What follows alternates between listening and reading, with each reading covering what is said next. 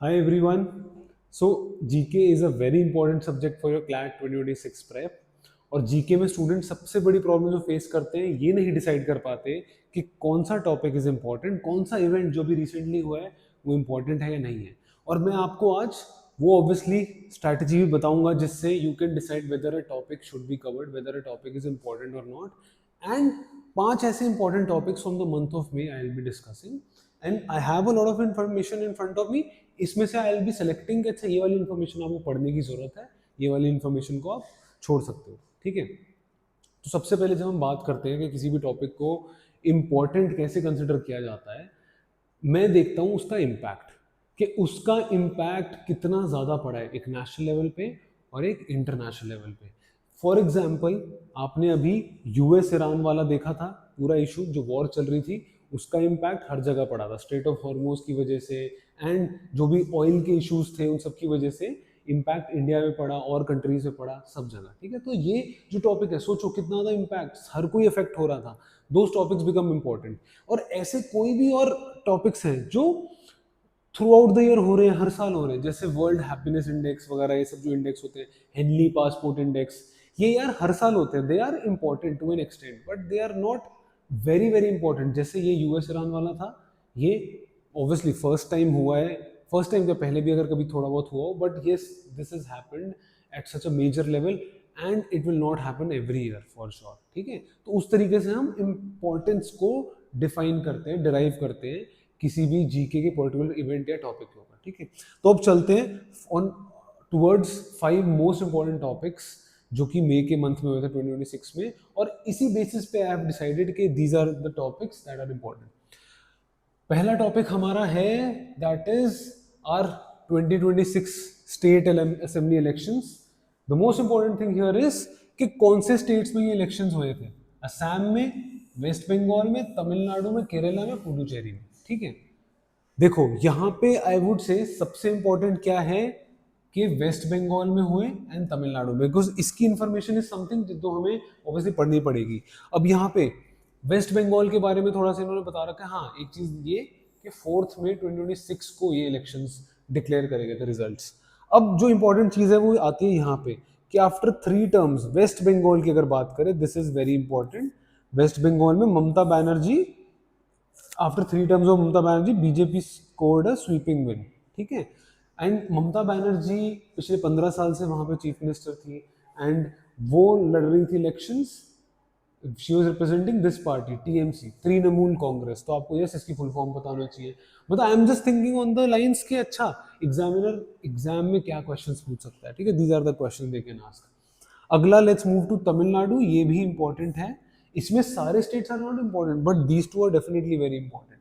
ठीक है, इसमें ये तमिलनागा वेट्री कजाम, कजागम, ठीक है, टीवी के, इसका आपको नाम पता होना चाहिए, इसकी फुल फॉर्म पता होना चाहिए। And they were led by this actor Vijay. ठीक है, they won the elections and Vijay is the chief minister of Tamil Nadu now. तो ये डेफिनेटली इंपॉर्टेंट हो जाता है। एंड जैसे मैंने बोला, बाकी 3 स्टेट्स में कुछ भी ऐसा सिग्निफिकेंट नहीं हुआ था। यहाँ पे ये कह सकते हो सामने कि they came for a third straight term. This you can call important but yes not the rest. मतलब you can call important but ये दोनों तो इंपॉर्टेंट है, ये दोनों नहीं। I wouldn't say this is very important and I wouldn't say this is very important, क्योंकि impact और पहली बार हुआ है, कोई मेजर चीज हुई है नहीं, तो उस हिसाब से I define if something is impactable और नॉट। और ठीक है, ये 5 स्टेट्स दे रखे हैं। आगे चलते हैं, इससे रिलेटेड स्टैटिक जी के क्या हो सकती है इससे रिलेटेड। ठीक है, एक सेकेंड। ठीक है, हाँ, चलो आगे चलते हैं इससे रिलेटेड। हाँ, देखो स्टैटिक जीके में इससे रिलेटेड सबसे इंपॉर्टेंट चीज जो हो जाती है दैट इज अपना आर्टिकल 324। इलेक्शन कमीशन की बात करेंगे कॉन्स्टिट्यूशन में आर्टिकल 324 में। और ये बारी बारी पूछा जा सकता है क्वेश्चन। ये 2 साल पहले जब लोकसभा इलेक्शन हुए तब भी पूछा गया था, अब भी पूछा जा सकता है।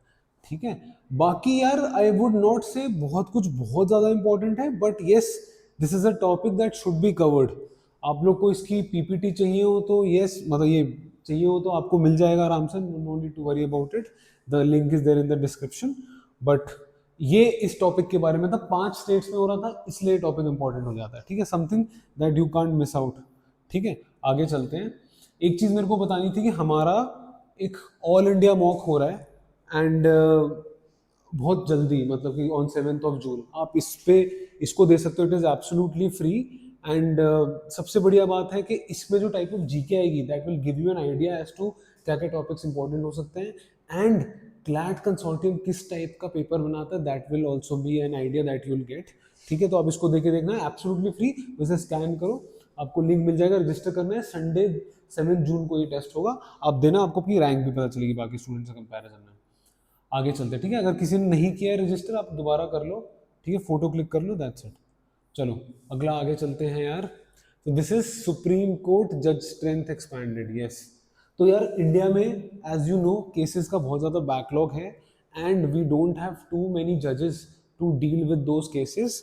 तो हर लेवल पे जजेस बढ़ने चाहिए, बट सबसे पहले जजेस की जो स्ट्रेंथ है that has increased from 33 to 37, ठीक है, और सीजीआई को मिला के दैट इज 34 टू 38, ठीक है।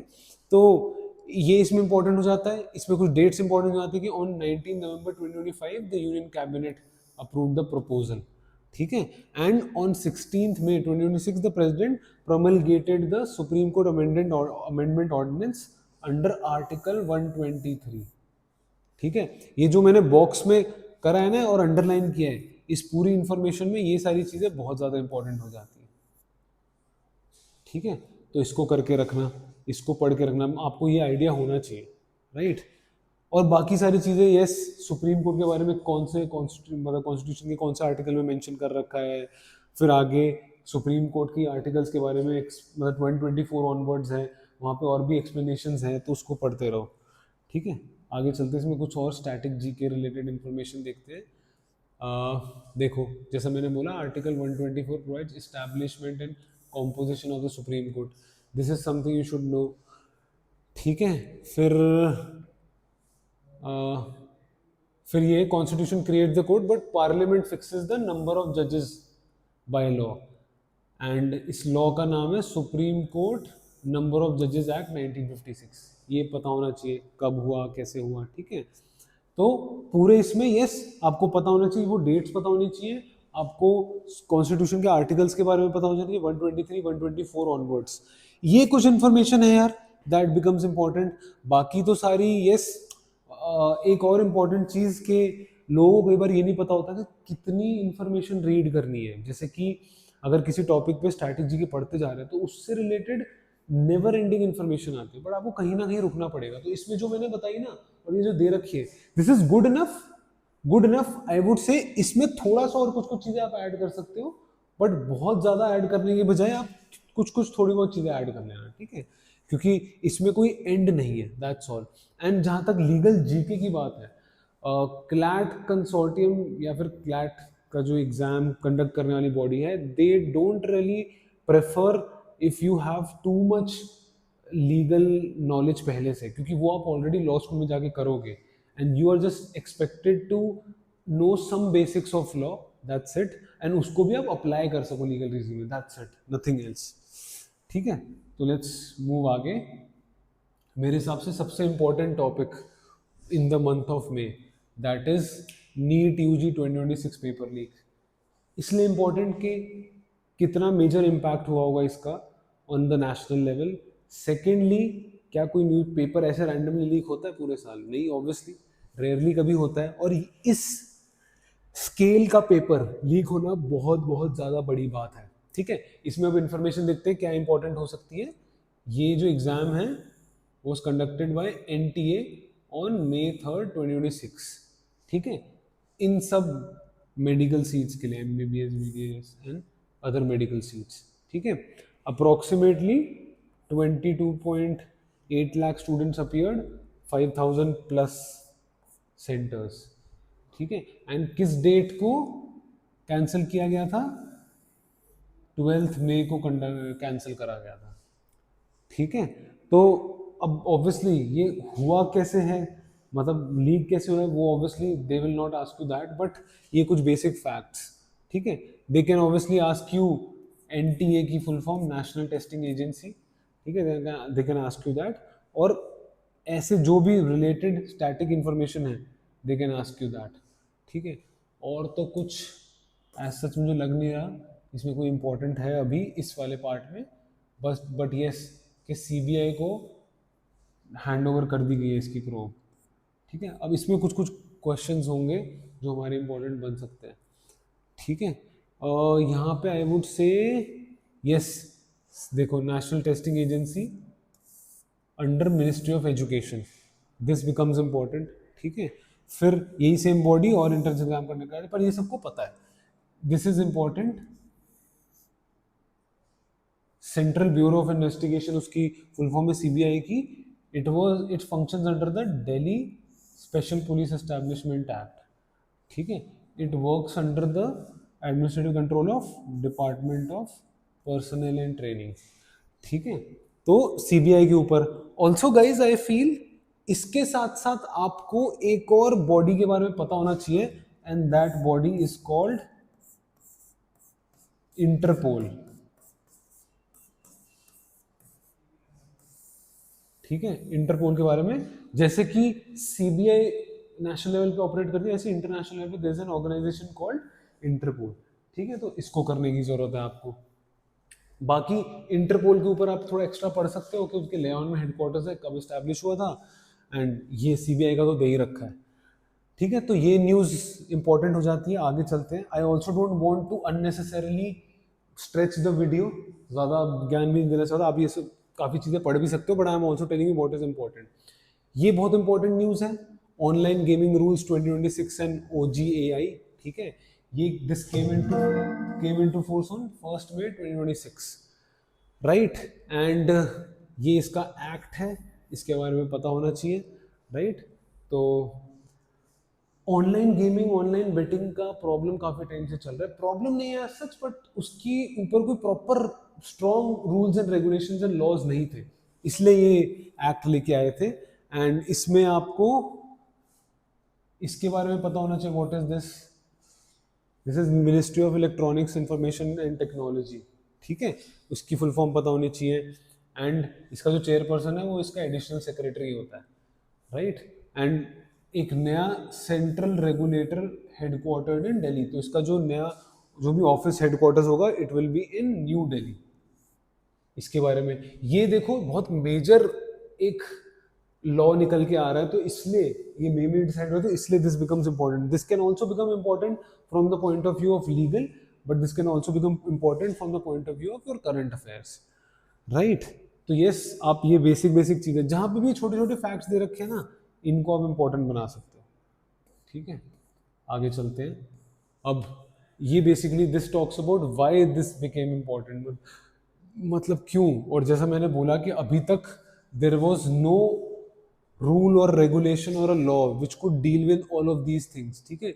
User protection measures, game categories, grievance redressal, static GK के बारे में ये चीजें बताई हैं, राइट। तो this becomes definitely an important topic that has taken place. इस वाली स्लाइड में there are no facts as such, थोड़े बहुत आप रिसर्च कर सकते हो, बट मेजर मेजर चीजें यही हैं इसके बारे में।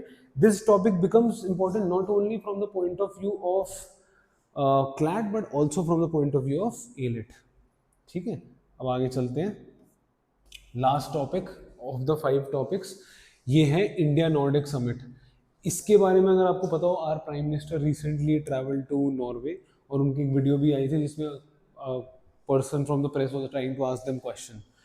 एक चीज थी, वहाँ का जो प्रेस फ्रीडम इंडेक्स है उसमें नॉर्वे इज रैंक नंबर 1, ठीक है। तो वो पता होना चाहिए, इंडिया की पोजीशन काफ़ी नीचे है उसमें, बट कोई नहीं, ठीक है। तो इसमें इंपॉर्टेंट इन्फॉर्मेशन क्या क्या है, दैट इज कि ये हमारा 3rd इंडिया नॉर्डिक समिट था, ठीक है। पहले वाला हुआ था स्टॉकहोम में 2018 में, it is the capital of Sweden.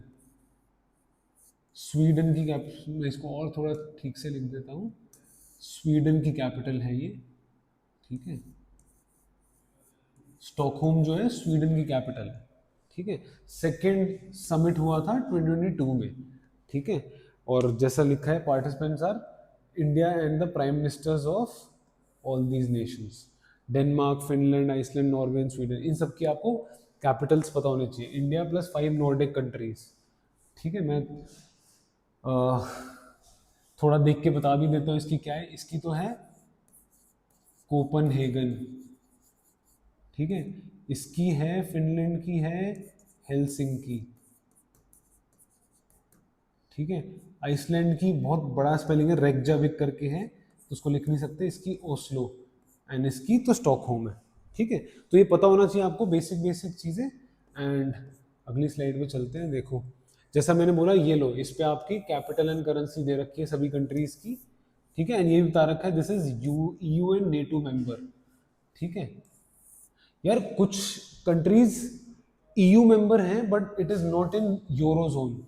Eurozone में अगर नहीं है ना तो उनकी currency is not euro, that is one thing you need to remember, ठीक है। तो स्टैटिक रिलेटेड ये चीज़ें पता होनी चाहिए। एंड काफ़ी टाइम बाद an Indian prime minister has visited, मतलब 3-4 साल बाद इंडियन प्राइम मिनिस्टर, मिनिमम 3-4 साल बाद Indian prime minister have visited Nordic countries, इसलिए ये समिट बोलो या फिर जो भी ये मीटिंग थी बिकेम वेरी इंपॉर्टेंट। एंड यहाँ पे एज सच देखो, ये बेसिक बेसिक इंफॉर्मेशन है कि क्या क्या चीज़ें डिस्कस करी गई थी, ये यू कैन रिमेंबर, ठीक है।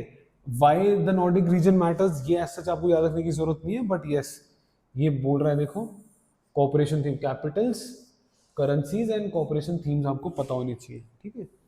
तो according to me these were the most important 5 topics. आगे वाली कुछ वीडियोस में हम और 5 इंपॉर्टेंट टॉपिक्स डिस्कस करेंगे, बट अभी के लिए दिस इज इट। आपको कोई डाउट हो तो just let us know in the comment section. And one more thing, इसका अगर आपको PDF चाहिए तो the link is there, otherwise we will also put a QR code, तो वो आप देख लेना, ठीक है। So all the best, and कोई डाउट हो तो बताना।